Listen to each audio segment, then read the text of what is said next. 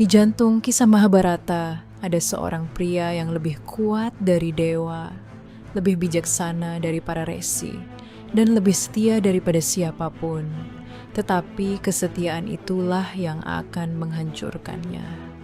Ikuti perjalanan Bhisma dari pangeran yang melepaskan takhta dan cinta, menjadi panglima yang harus memimpin perang melawan orang-orang yang paling ia sayangi, hingga akhir tragisnya, di mana satu-satunya yang bisa mengalahkannya adalah dendam dari masa lalunya yang telah bereinkarnasi. Siapkan telinga dan naluri kebijaksanaan Anda. Kisah yang akan kita telusuri bukan sekadar dongeng, melainkan cermin retak yang memantulkan dilema terdalam manusia.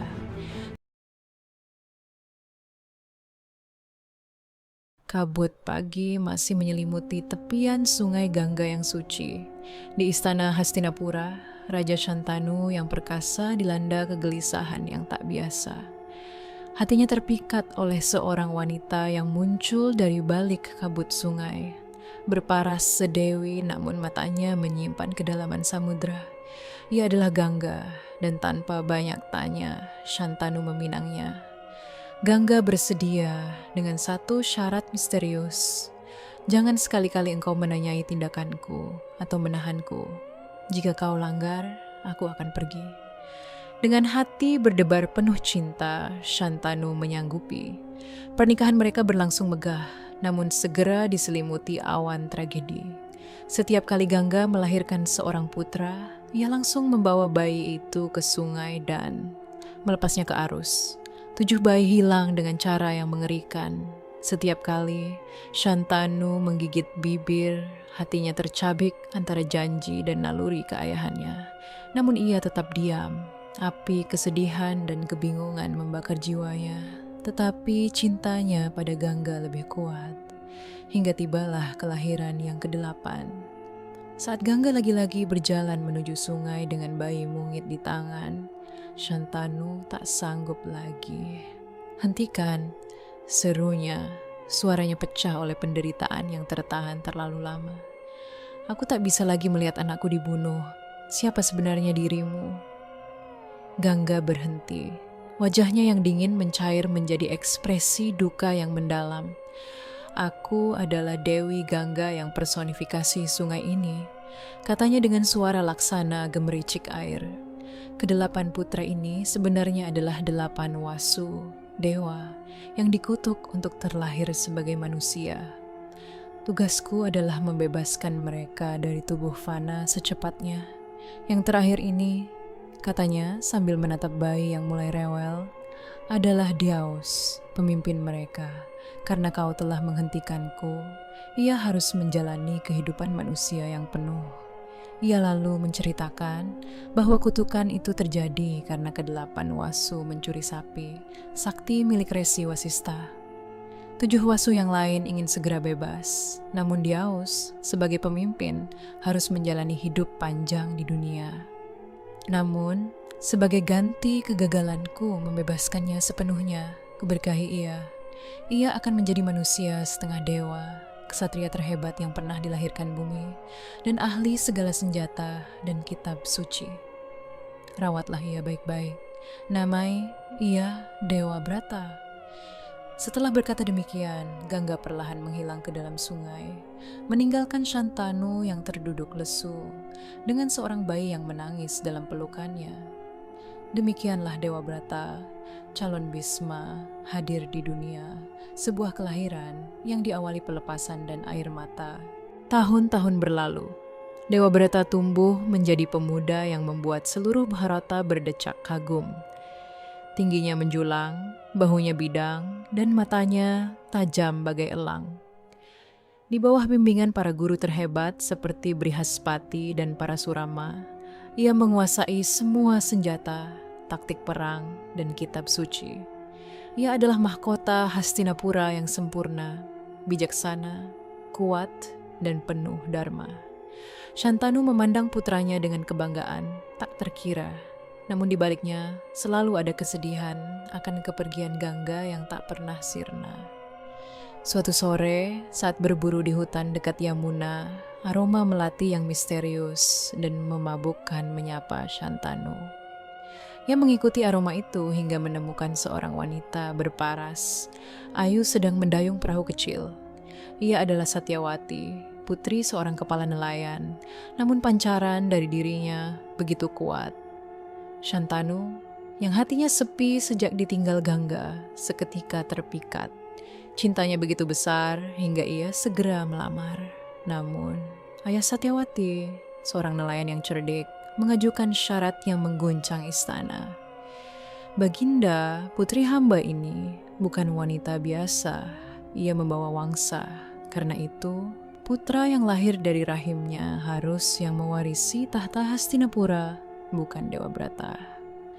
Syarat itu adalah pukulan mematikan bagi Shantanu. Di satu sisi, hatinya meronta untuk Satyawati. Di sisi lain, akal dan keadilannya berteriak. Dewabrata adalah putra mahkota yang sah dan sempurna. Bagaimana mungkin ia mencabut hak anaknya sendiri? Konflik ini menghancurkan batinnya. Ia kembali ke istana dengan wajah muram, kesehatannya merosot, mengurung diri dalam kamar. Api cinta itu membakar dirinya dari dalam.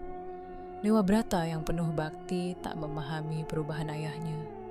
Hingga dari seorang penasehat, ia mengetahui sumber penderitaan sang raja.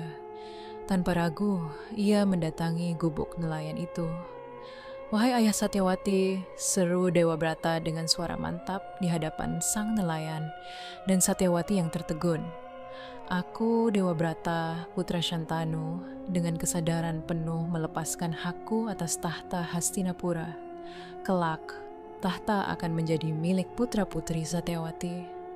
Suasana hebat sejenak, namun sang nelayan masih ragu.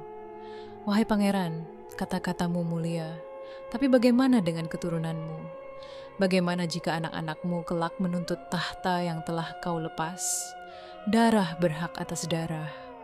Dewabrata memandangnya dalam-dalam. Ia memahami bahwa hanya satu hal yang dapat membeli kebahagiaan ayahnya dan mengamankan masa depan dinasti.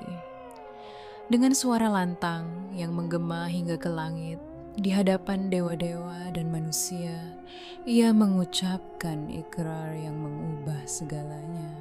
"Maka dengarlah sumpahku, jika aku melepaskan tahta hari ini, aku juga akan melepaskan hak untuk memiliki keturunan. Mulai detik ini hingga akhir hayatku, aku bersumpah untuk tidak pernah menikah. Aku akan hidup dalam kesucian, brahmacharya, mengabdikan seluruh hidupku hanya untuk membela dan melayani tahta Hastinapura, siapapun yang duduk di atasnya." Saat kata terakhir diucapkan, guntur menggelegar di langit yang cerah. Bunga-bunga surgawi berhamburan dari angkasa. Para dewa dan leluhur berseru, "Bhishma, Bhishma," yang berarti dahsyat atau yang mengerikan. Dari situlah nama Bhisma melekat padanya, menggantikan Dewabrata. Sebuah nama yang lahir dari sumpah paling dahsyat yang pernah diucapkan seorang manusia. Sebuah sumpah yang membeli kebahagiaan sesaat seorang ayah. Dengan harga sebuah tragedi besar yang akan menerpa generasi demi generasi keturunannya. Shantanu yang mendengar semua ini datang dengan air mata berlinang. Ia memeluk putranya, campuran kebahagiaan dan penyesalan yang dalam menghunjam dadanya.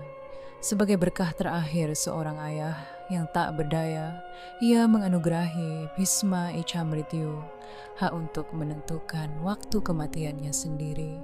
Sebuah hadiah yang kelak akan menjadi satu-satunya kendali Bhisma atas takdirnya yang telah terikat. Satyawati pun dibawa ke istana. Dinasti Kuru terselamatkan untuk sementara.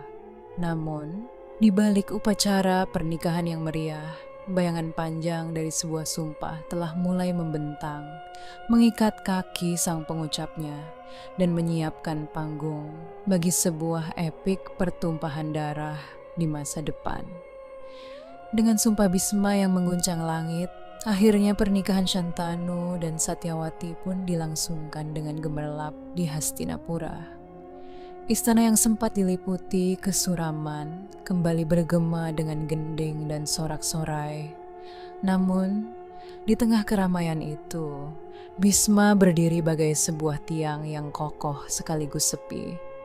Ia tersenyum lembut melihat ayahnya, Raja Shantanu, yang bersinar kembali dengan kebahagiaan. Dalam hatinya, itulah balas jasa yang cukup.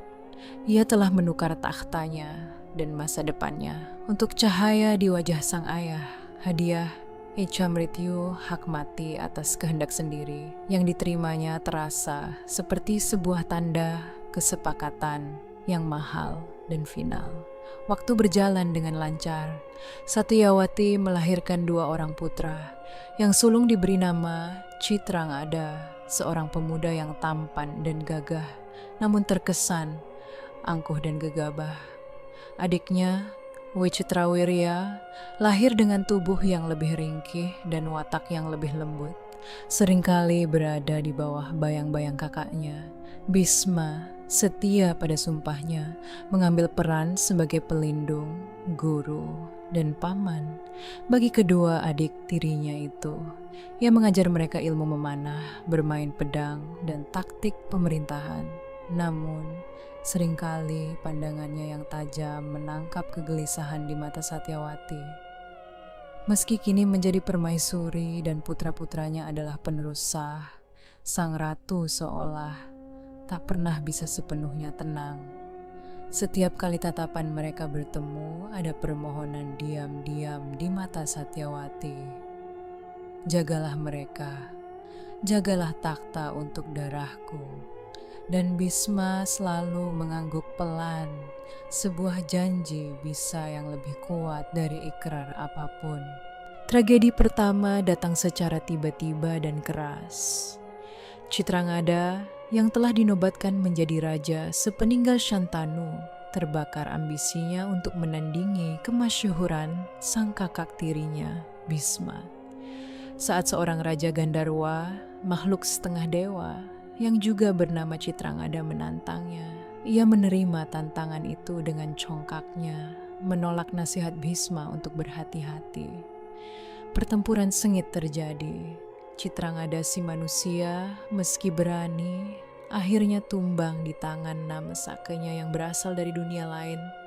Kabar kematiannya membawa duka sekaligus krisis ke istana. Dengan wafatnya Chitrangada, takhta secara otomatis jatuh ke pangkuan Wicitrawirya, yang saat itu masih sangat muda dan secara kepribadian belum siap. Kekosongan kepemimpinan yang sesungguhnya terisi oleh Bhisma. Dari balik singgasana, dialah yang menjadi penasihat sekaligus pelaksana pemerintahan. Hastinapura stabil, namun bisik-bisik mulai terdengar. Kapan Bhisma akan mengambil haknya sendiri, bisik para menteri. Bhisma hanya mengabaikannya, matanya tertuju pada satu tugas berikutnya. Menemukan permaisuri yang cocok untuk Wicitrawirya untuk memastikan garis keturunan Satyawati tetap berlanjut. Kesempatan itu datang dari kabar tentang Swayamvara, pemilihan mempelai pria untuk ketiga putri Raja Kashi, Amba, Ambika, dan Ambalika. Mereka terkenal akan kecantikan dan kecerdasannya. Bhisma melihat ini sebagai peluang sempurna, tanpa banyak pikir, karena bagi seorang kesatria sejati, tindakan adalah bahasa yang lebih jelas. Ia mempersiapkan keretanya. Ia tidak meminta izin atau membawa pasukan. Ia hanya mengenakan zirah putihnya, mengangkat senjata, dan berangkat sendiri ke kerajaan Kashi. Pemandangan di Balairung Kashi sungguh megah. Raja-raja dan pangeran dari seluruh Bharata berkumpul, masing-masing dengan harapan memenangkan tangan salah satu putri. Saat upacara hendak dimulai, tiba-tiba pintu gedung dibanting terbuka. Di sana berdiri Bhisma dengan tubuh menjulang, sinar matahari menyilaukan di bahunya. Wahai para raja, suaranya menggema, memotong keheningan yang tertegun. Ketiga putri Kashi ini terlalu mulia untuk diperebutkan dalam adu kesombongan. Aku Bhisma dari Hastinapura akan membawa mereka untuk dijadikan istri bagi rajaku, Wicitrawirya. Kekacauan pun meledak. Teriakan kemarahan, tantangan, dan gemerincing senjata memenuhi ruangan. Satu persatu, para kesatria dan raja yang tersinggung maju menyerang, dan satu persatu mereka dilumpuhkan oleh Bhisma, tongkat, panah, pedang, tombak. Semua senjata ia kuasai dengan gerakan yang seperti tarian maut yang presisi. Ia tidak membunuh, hanya melucuti dan melukai dengan cukup untuk mengakhiri perlawanan. Dalam waktu singkat, balairung itu berubah menjadi medan kekalahan bagi para pelamar. Dengan gerakan cepat, Bhisma mengangkat ketiga putri yang ketakutan itu, Amba yang paling cantik dan berapi-api, Ambika yang anggun dan pendiam, dan Ambalika yang manis dan penuh rasa ingin tahu ke atas keretanya. Kereta itu melesat keluar dari Kashi, meninggalkan kehancuran dan penghinaan. Dalam perjalanan pulang, ketegangan di dalam kereta bisa dirasakan. Amba, yang matanya berapi-api, akhirnya bersuara. Suaranya bergetar, namun bukan karena takut, melainkan kemarahan. Bhisma, engkau mungkin menang dalam pertempuran, tetapi kau kalah dalam dharma. Hatiku sudah terlanjur diberikan. Aku telah memilih Raja Salwa dalam hatiku, dan bahkan bermaksud memilihnya di Swayamvara hari ini. Bhisma yang berkendara di depan mendadak membelokkan keretanya. Ia berhenti di sebuah dataran tinggi. Wajahnya biasanya bagai topeng dari besi, menunjukkan retakan kejutan dan pertimbangan. Prinsip kesatriaannya bergolak. Tindakannya adalah untuk dinasti, namun menculik seorang wanita yang sudah mencintai orang lain adalah noda pada kehormatannya. Benarkah itu putri? Tanyanya, suaranya rendah. Benar, sahut Amba, menatapnya tanpa gentar. Tanpa berkata lagi, Bhisma memutar keretanya ke arah kerajaan Salwa. Di perbatasan, ia menghentikan kereta. Pergilah, katanya kepada Amba. Temukan Raja Salwa, katakan padanya Bhisma mengembalikanmu dengan hormat, karena hak pilihanmu adalah hak yang tidak boleh dirampas, bahkan untuk sebuah dinasti. Harapan dan kebanggaan menyala di mata Amba. Ia berlari menuju gerbang kerajaan Salwa, sementara Bhisma melanjutkan perjalanan dengan Ambika dan Ambalika. Hati sedikit lebih tenang karena telah membetulkan kesalahannya yang satu itu. Jika kamu suka dengan kisah-kisah Mahabharata lainnya, jangan lupa subscribe agar kami makin semangat. Dan buat yang sudah subscribe, kami doakan agar diberi kelancaran rezeki dan kesehatan. Amin. Namun, perbaikan itu adalah ilusi. Beberapa minggu kemudian, seorang wanita dengan pakaian compang-camping dan mata yang kosong menghadap ke gerbang Hastinapura. Itulah Amba. Raja Salwa telah menolaknya dengan keras. Bagaimana aku bisa menerima seorang wanita yang telah dijamah oleh tangan Bhisma? Katanya, seperti disampaikan Amba dengan getir. Kehormatku sebagai raja dan kesatria tidak akan mengizinkannya. Kau telah menjadi simbol kekalahanku. Pergilah. Ditolak oleh cintanya, Amba kembali kepada sumber masalahnya. Bhisma. Di hadapan seluruh istana, dengan api dendam yang mulai membara, ia menuntut. Kau yang merenggutku, Bhisma.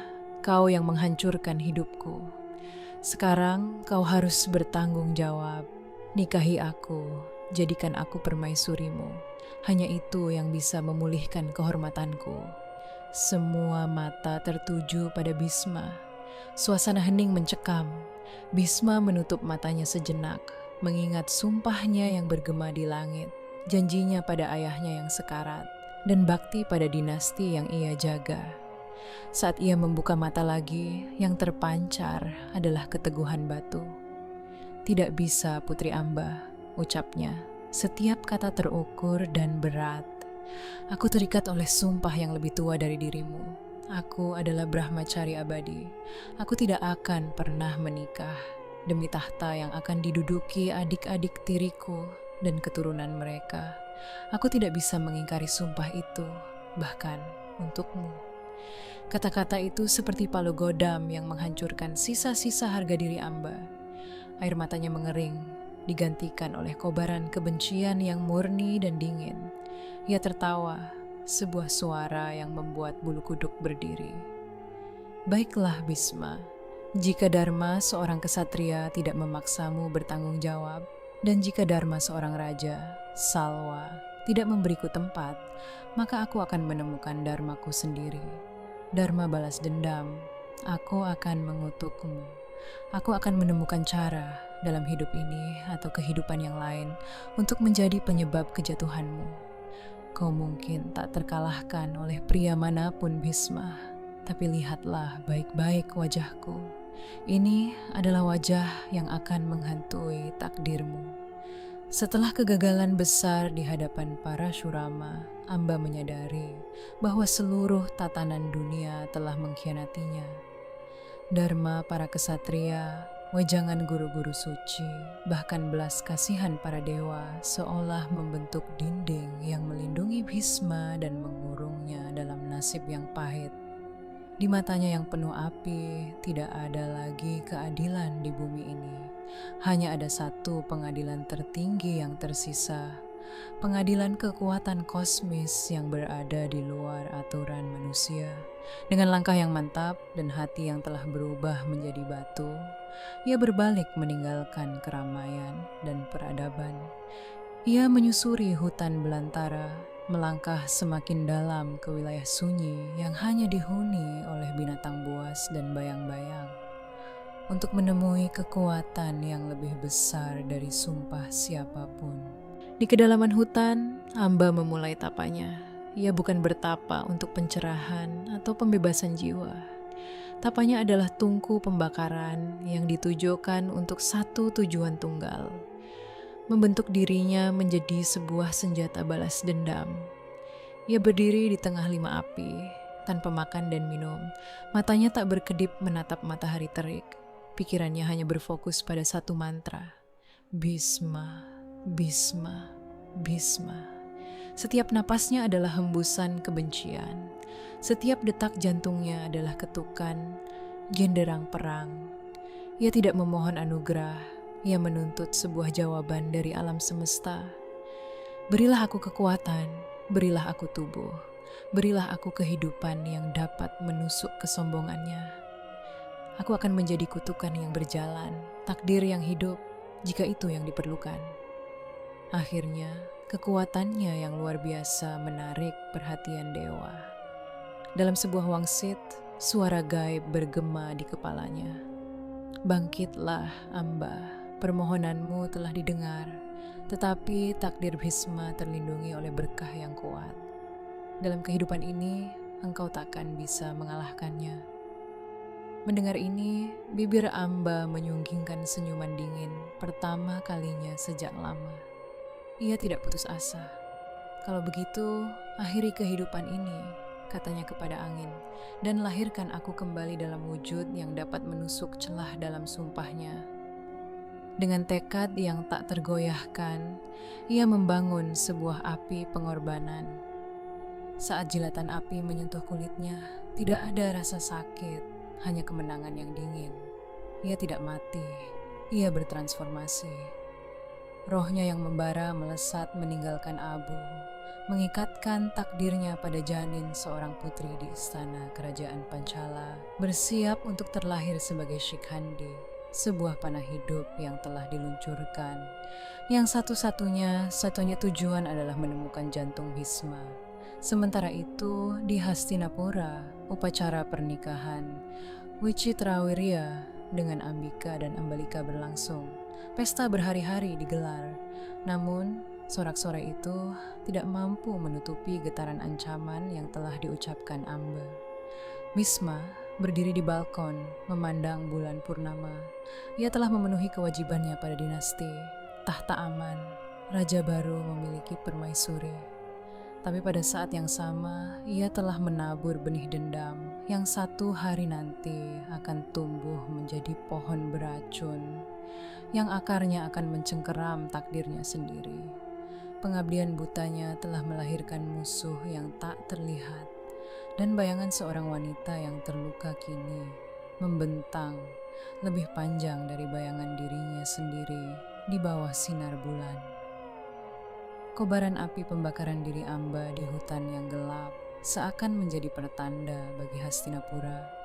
Di istana yang megah, sebuah tragedi lain yang lebih langsung mengancam dinasti Kuru sedang terjadi. Vichitravirya, raja muda yang dinikahkan, Bhisma dengan Ambika dan Ambalika, ternyata menyimpan penyakit di dalam tubuhnya yang ringkih. Hidup dalam kemewahan dan tekanan sebagai raja yang sebenarnya dikendalikan dari belakang layar, kesehatannya merosot dengan cepat. Tidak lama setelah pernikahannya, ia terserang demam tinggi yang tak kunjung reda. Tabib istana hanya bisa menggeleng. Dalam kamar yang harum oleh dupa dan obat, dengan kedua istrinya yang masih asing di sampingnya, Vichitravirya menghembuskan napas terakhirnya. Ia meninggal tanpa sempat memberi keturunan pada Ambika maupun Ambalika. Kematiannya bagai petir di siang bolong. Tidak ada raja, tidak ada penerus dari garis darah Satyawati. Pusaran krisis suksesi yang dulu coba dicegah Bhisma dengan sumpahnya, kini muncul dengan wajah yang lebih menakutkan. Istana dilanda kepanikan yang tertahan. Semua mata para menteri, penasehat, dan terutama Satyawati yang kini menjadi janda ratu berpaling kepada dua orang, Bhisma, sang penjaga sumpah, dan Satyawati, ibu dari wangsa yang hampir punah. Suasana di ruang dalam istana begitu muram. Satyawati, wajahnya yang cantik, kini keriput oleh kekhawatiran mendatangi Bhisma. Di matanya ada kegentaran yang lebih dalam dari sekadar kehilangan seorang anak. Bhisma, bisiknya, suaranya serak. Lihatlah keadaan kita, takhta Hastinapura kosong, garis darahku nyaris padam. Kau telah berjanji untuk membela takhta ini. Sekarang, dengan cara apa lagi yang bisa kita lakukan? Bhisma berdiri di ambang jendela, memandang ke taman yang sepi. Bahu lebarnya terlihat menanggung beban yang tak terlihat. Ia tahu apa yang ada di benak Satyawati. Dalam kitab-kitab suci ada sebuah jalan darurat, sebuah praktek kuno yang hanya dilakukan saat keadaan benar-benar genting. Niyoga, seorang resi atau kesatria suci akan diundang untuk memberkahi sang janda dan memberinya keturunan demi melanjutkan garis dinasti. Namun, Bhisma dengan sumpah kesuciannya sama sekali tidak mungkin melakukannya. Satu-satunya laki-laki dengan darah Kuru yang tersisa dan cukup mulia hanyalah dirinya, dan jalan itu tertutup rapat oleh ikrarnya sendiri. Ia merasa seperti terperangkap dalam sangkar yang ia buat dengan tangannya sendiri. Ada satu cara, Ibu, kata Bhisma akhirnya tanpa menoleh. Suaranya datar tapi berisi kepasrahan yang pahit. Kau pernah bercerita padaku, sebelum menikahi ayahku, engkau pernah melayani seorang resi di sungai dan memperoleh seorang putra. Satyawati tersentak. Rahasia paling gelapnya yang selama ini ia kubur dalam-dalam, terkuak. Ya, sebelum menjadi permaisuri, ia telah memiliki seorang putra dari Resi Parashara, seorang maharesi yang sangat sakti. Anak itu bernama Krishna Dwipayana, yang karena kulitnya yang gelap, lebih dikenal sebagai Vyasa, sang penyusun. Ia telah menjadi resi besar yang mengasingkan diri. Darah yang mengalir di tubuh Vyasa adalah darah Satyawati. Dan secara spiritual, ia adalah kakak tertua dari almarhum Vichitravirya. Kau memintaku untuk memanggil Vyasa? Tanya Satyawati, campur rasa malu dan harapan. Tidak ada pilihan lain, jawab Bhisma, memalingkan wajahnya. Di matanya, yang terekam adalah kegagalan. Ia, sang ksatria tak terkalahkan, gagal mengamankan dinasti dengan cara yang normal.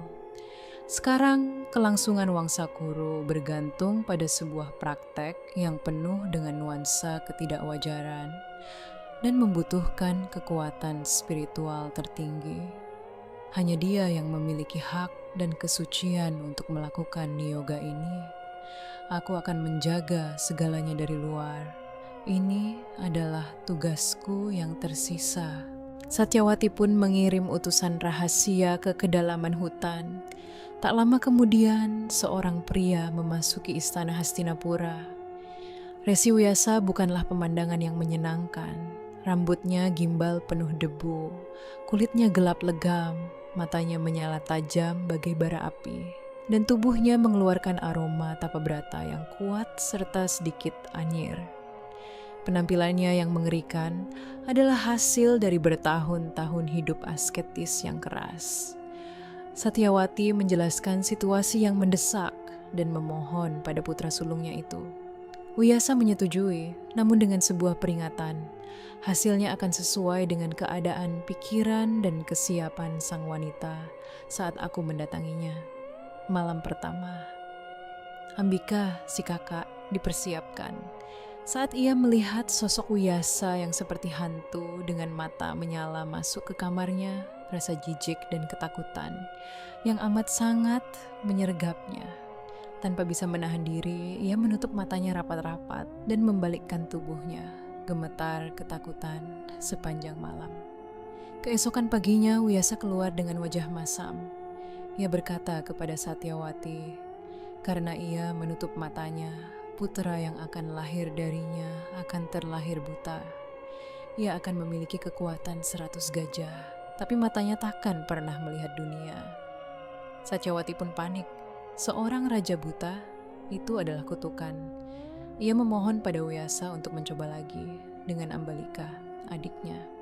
Malam kedua, Ambalika lebih berusaha bersikap sopan. Namun, saat menatap wajah dan tubuh Wyasa yang menyeramkan, seluruh darahnya serasa menjadi dingin. Wajahnya pucat bagai kain kafan sepanjang malam. Di pagi hari, Wyasa kembali menyampaikan nasibnya. Karena ia menjadi pucat ketakutan, putranya akan terlahir pucat. Ia akan cerdik dan bijaksana, namun kesehatannya akan rapuh dan hidupnya tidak akan panjang. Keputusasaan Satyawati mencapai puncaknya. 2 calon penerus, masing-masing dengan kekurangan besar. Ia sekali lagi memohon. Wyasa yang mungkin melihat ketulusan ibunya atau memang merasa tugasnya belum sempurna, setuju untuk 1 malam lagi. Namun, Ambika menolak keras untuk kembali ditemui. Sebagai gantinya, dengan licik dan putus asa, Satyawati mengirim seorang pelayan wanita yang cantik dan berhati tenang ke kamar Wyasa dengan menyuruhnya berpura-pura menjadi Ambika. Malam ketiga, pelayan itu tanpa prasangka atau ketakutan berlebihan menyambut Wyasa dengan hormat dan tenang. Pertemuan itu berlangsung dengan damai. 9 bulan kemudian, sejarah dinasti Kuru mencatat 3 kelahiran yang akan menentukan nasibnya. Dari Ambika, lahirlah Dhritarashtra, bayi lelaki dengan otot yang kekar. Namun, bola matanya yang tertutup sejak lahir menyimpan kegelapan abadi. Dari Ambalika, lahirlah Pandu, bayi yang kulitnya pucat membiru, seolah nyawanya hanya digantungkan oleh benang yang tipis. Dan dari pelayan wanita, lahirlah Widura, bayi yang sehat, bersih, dan memancarkan ketenangan. Namun, karena status ibunya yang rendah, ia tidak akan pernah berhak atas takhta. Bisma menyaksikan semua ini dari kejauhan. Ia adalah pengawal setia dari sebuah proses yang terasa ganjil dan suram. Saat tangisan ketiga bayi itu membahana di istana, tangisan buta, tangisan pucat, dan tangisan bijaksana, ia berdiri di balkon yang sama di mana dulu ia merenungi ancaman Amba. Sekarang ada 3 ancaman baru yang lahir dari keputusasaannya sendiri. Ia telah menculik 3 putri untuk menyelamatkan dinasti. Dan hasilnya adalah 1 melarikan diri menjadi kutukan, Dua lainnya melahirkan penerus yang cacat. Tindakannya yang dimaksudkan untuk melindungi justru telah memelintir takdir menjadi sesuatu yang jauh lebih rumit dan berbahaya. Tangannya yang kuat telah membangun tembok pengabdian, namun di balik tembok itu, benih-benih perang Bharatayuddha melalui buta, pucat, dan bijaksana telah mulai bertunas. Ia menarik napas panjang, sumpahnya masih tegak. Takhta Hastinapura memiliki penerus, tapi di lubuk hatinya, sang ksatria agung mulai merasakan getar pertama dari sebuah malapetaka besar yang ia sendiri telah rangkai. Satu keputusan demi satu keputusan. Beberapa tahun berlalu sejak kelahiran para penerus yang cacat. Di bawah asuhan Bhisma, 3 pangeran itu tumbuh. Dhritarashtra, meski buta, memiliki kekuatan fisik luar biasa dan suara yang berwibawa. Pandu, si pucat, tumbuh menjadi pemanah ulung dan ahli strategi yang cerdik. Vidura, yang bijaksana, menguasai kitab suci dan tata negara. Namun, benih perpecahan telah tertanam sejak awal. Dhritarashtra, sebagai yang tertua namun cacat, selalu merasa inferior. Pandu, yang lebih mampu secara fisik dan mental, diam-diam dianggap lebih layak. Ketika tahta harus diberikan, para penasihat memilih Pandu sebagai raja, karena seorang raja buta dianggap tidak mampu memimpin. Keputusan ini menusuk hati Dhritarashtra dalam-dalam, dan Bhisma menyaksikan luka itu mulai membara. Bhisma mencoba menebus dengan menjadi ayah bagi semua. Ia mengasuh bukan hanya Dhritarashtra, Pandu, dan Vidura, tetapi juga anak-anak mereka. Ketika Pandu meninggal muda dan meninggalkan 5 putra yatim, Pandawa, dan Dhritarashtra menjadi wali raja dengan 100 putra, Kaurawa, Bhisma menjadi penjaga bagi semuanya. Ia mengajar mereka semua ilmu perang dengan adil, tanpa membedakan. Tapi cinta tidak bisa membendung takdir. Duryodhana, putra sulung Dhritarashtra, tumbuh dengan kebencian mendalam terhadap sepupu-sepupunya, para Pandawa. Setiap tindakan Bhisma untuk mendamaikan selalu disabotase oleh ambisi dan kedengkian. Bhisma menyaksikan permainan dadu curang, pengusiran Pandawa ke hutan, penghinaan terhadap Draupadi, dan setiap kali sumpahnya untuk membela takhta Hastinapura membungkam suara hatinya yang berteriak membela keadilan, hingga tibalah titik tidak bisa kembali. Setelah pengasingan 13 tahun, ketika Pandawa menuntut hak mereka dan Duryodhana menolak, perang menjadi tak terelakkan. Bhisma berdiri di balkon istana, memandang pasukan berkumpul dari kedua belah pihak. Di hatinya, ia tahu ini adalah kegagalan terbesarnya. Pengabdian butanya telah membiarkan kebusukan tumbuh. Dan kini ia harus memanen buah pahit yang telah ditanam oleh sumpahnya sendiri. Di hari-hari awal perang Kurukshetra, Bhisma maju bagai dewa perang yang turun ke bumi. Zirah putihnya yang biasanya bersih segera tercoreng debu dan percikan darah. Ia berdiri di kereta perangnya, sebuah menara yang bergerak di tengah lautan tentara. Busurnya tidak pernah berhenti berdentang, melesatkan panah-panah yang menjadi awan kematian bagi pasukan Pandawa. Namun, di balik setiap serangan, ada kehancuran yang lebih dalam. Saat ia melihat seorang ksatria muda tewas oleh panahnya, ia mengenali pola zirah itu. Ia sendiri yang merestui pembuatannya untuk anak didiknya. Saat tombaknya menembus dada seorang panglima, ia melihat mata yang membelalak, mata yang pernah memandangnya dengan hormat di aula istana. Yang paling menyiksa adalah ketika ia harus berhadapan langsung dengan para Pandawa. Saat Arjuna melepaskan panah, Bhisma dengan mudah menangkisnya sambil berteriak, "Lebih keras, nak. Apakah ini yang aku ajarkan padamu?" Suaranya bergemuruh, tetapi di dalamnya ada nada frustasi yang menyayat. Ia ingin mereka membunuhnya, mengakhiri penderitaan ini. Suatu sore, setelah sehari pembantaian, Bisma duduk di kemahnya. Tangannya yang biasanya mantap menggenggam busur, kini gemetar. Di depannya terbentang medan tempat ribuan orang yang ia bunuh hari itu terbaring. Di antara mereka, ada banyak wajah yang ia kenal. Ada putra-putra dari menteri yang setia, ada ksatria yang ia baptis sendiri, ada murid-murid yang pernah ia puji. Air mata akhirnya menetes di pipinya yang berkerut. Apa artinya semua ini? Gumamnya pada kegelapan. Aku membela sebuah takhta yang sudah kehilangan kehormatannya. Aku membunuh orang-orang yang seharusnya kuajak hidup dalam damai. Aku melindungi keangkuhan, tetapi mengkhianati kebenaran. Keesokan harinya, ia kembali bertempur dengan keganasan yang sama. Tetapi mata yang tajam bisa melihat ada semacam harapan tersembunyi di setiap serangannya. Ia mengekspos dirinya, meninggalkan titik-titik vital yang tak terlindungi, seolah memohon agar seseorang mengakhiri penderitaan ini. Ia adalah senjata paling mematikan di medan perang, sekaligus tahanan paling menderita dari sumpahnya sendiri. Di tengah keganasan hari-hari perang, Arjuna dilanda konflik batin yang dalam. Ia tidak sanggup melukai kakeknya sendiri. Krishna, sebagai sais keretanya, mengetahui rahasia takdir. Kau harus menggunakan Shikhandi, bisik Krishna suatu malam, matanya bersinar dengan pengetahuan yang dalam.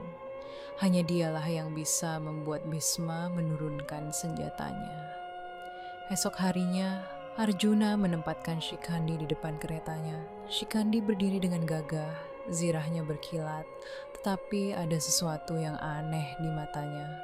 Sebuah api yang sudah lama membara, sebuah kenangan dari kehidupan lain. Bhisma maju seperti biasa pada hari itu, busur di tangan, siap menghadapi siapapun. Namun, ketika pandangannya jatuh pada Shikhandi yang berdiri di depan kereta Arjuna, seluruh tubuhnya seakan membeku. Sesuatu yang aneh terjadi. Bukan rasa takut, bukan pula keraguan, tetapi sebuah pengakuan jiwa. Di balik wajah pria Shikhandi, Bhisma melihat kilasan lain, sorot mata yang penuh kebencian dan kepedihan yang pernah ia lihat bertahun-tahun lalu. Ia melihat Amba. Getaran itu merambat dari ujung kakinya hingga ke ubun-ubunnya. Segera ia memahami segalanya. Ini adalah takdir yang telah lama menunggumu, bisik hatinya. Ini adalah utang yang harus kau bayar. Sumpahnya yang lain untuk tidak pernah melawan seorang perempuan terbangun dalam ingatannya. Dan meskipun Shikhandi kini berwujud laki-laki, jiwa yang menghuninya adalah jiwa perempuan, jiwa Amba yang terluka. Bhisma tersenyum, senyum yang penuh kelegaan dan kesedihan yang damai. Inilah akhirnya, pikirnya. Akhir dari semua penderitaan, akhir dari pengabdian buta, akhir dari hutang yang telah terlalu lama membebaniku. Dengan gerakan yang tenang dan penuh martabat, Bhisma meletakkan busurnya. Ia merentangkan tangannya, membuka zirahnya, mempersilakan takdir untuk mengambil alih. Matanya tidak melihat Shikhandi lagi, melainkan menembus waktu, melihat kembali wajah Amba yang terluka di istana Hastinapura. Maafkan aku, Amba, bisiknya dalam hati, dan terima kasih karena akhirnya kau memberiku jalan keluar. Arjuna dari belakang Shikhandi menyaksikan kakeknya menyerah. Jiwanya teriris, tetapi Krishna mendorongnya. Sekarang, Arjuna, sekarang atau tidak pernah, teriak Krishna. Dengan tangan gemetar, air mata mengalir deras di pipinya. Arjuna mengangkat busur Gandiva. Setiap panah yang ia lepaskan terasa seperti menusuk hatinya sendiri. Ampuni aku, kakek, teriaknya sambil melepaskan hujan panah.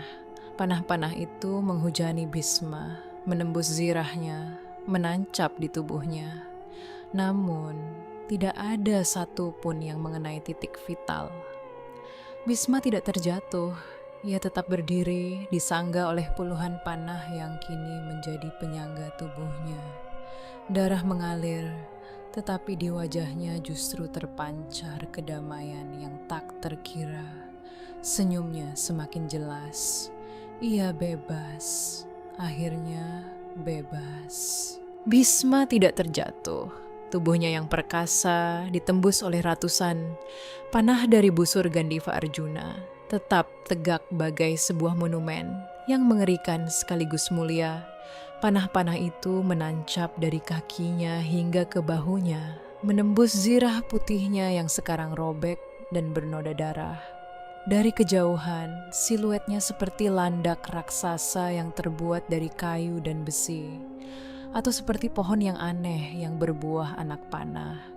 Namun, yang lebih mencengangkan adalah bahwa panah-panah itu, meski menembus tubuhnya, justru menyangganya. Beberapa menancap di tanah, membentuk kaki-kaki penyangga. Yang lain saling bersilangan, membentuk semacam jala yang menahan tubuhnya agar tidak roboh.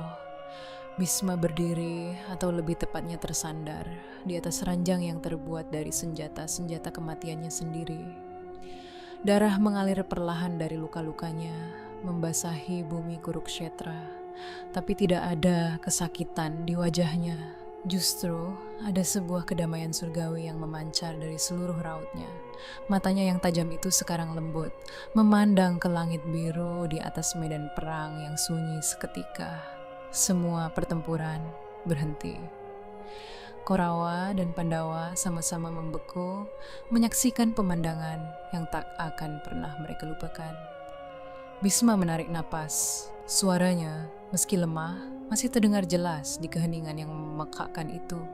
Arjuna, "Nak," ucapnya, dan bibirnya yang berdarah itu tersenyum. "Sudah cukup, kau telah memberiku ranjang yang sempurna." Arjuna terjatuh dari keretanya, berlari ke arah kakeknya dengan isak tanggan yang tak terbendung.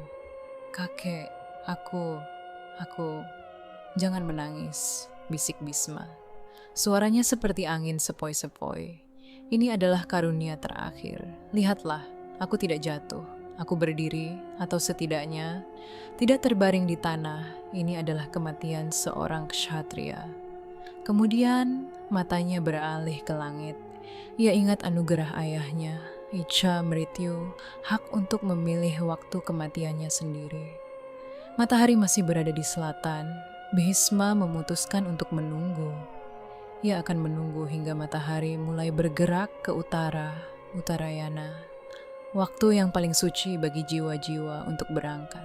"Yudhishthira," panggilnya. "Datanglah ke sini. Ada hal-hal yang harus kuajarkan sebelum aku pergi."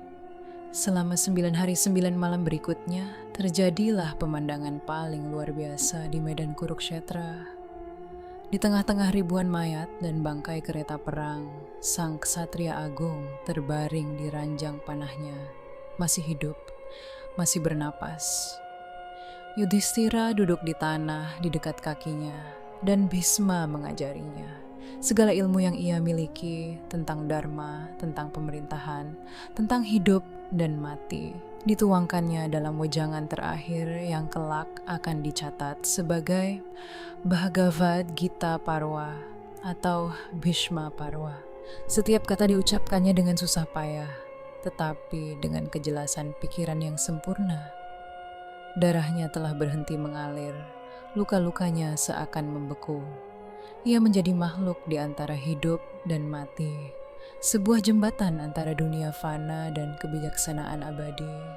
Hingga pada suatu pagi ketika matahari pertama Uttarayana menyentuh ufuk timur, Bhisma tahu saatnya telah tiba.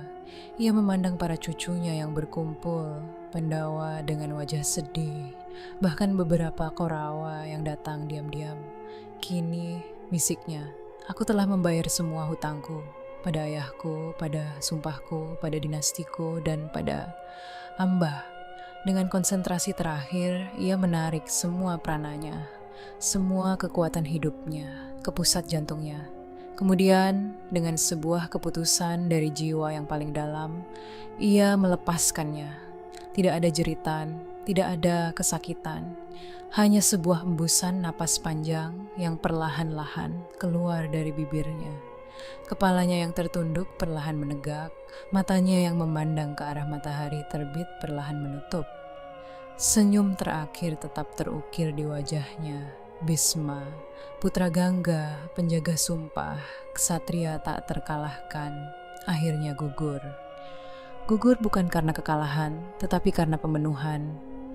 Ranjang panahnya yang mengerikan itu bukanlah simbol kekalahan, melainkan sebuah takhta terakhir. Takhta dari mana ia memberikan pelajaran teragung tentang pengorbanan, kesetiaan, dan akhirnya pembebasan. Angin berhembus pelan di Kurukshetra, mengibarkan rambut putihnya yang terkena darah. Dan untuk pertama kalinya sejak sumpahnya diucapkan, wajah Bhisma benar-benar damai. Ia akhirnya bebas dari ikatannya sendiri.